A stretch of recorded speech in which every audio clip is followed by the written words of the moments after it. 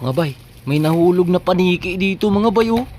Dito sa loob ng galon ko. Meron may nahuling. Ano kayong ginagawa niya dito? Nalunod mga bay oh. Ano bang tawag sa inyo dito? Kabog dito sa Bisaya eh.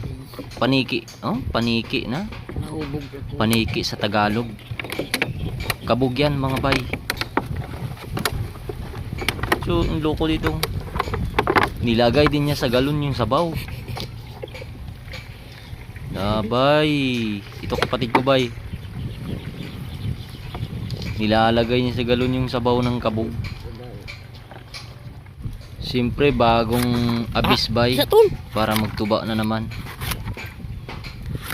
Ayun mga bay. Kinakain pala yan yung kabog bay. Yung paniki. Masarap yan. Dubuhin. Hindi kaya ihawin lang kasi isa lang to eh.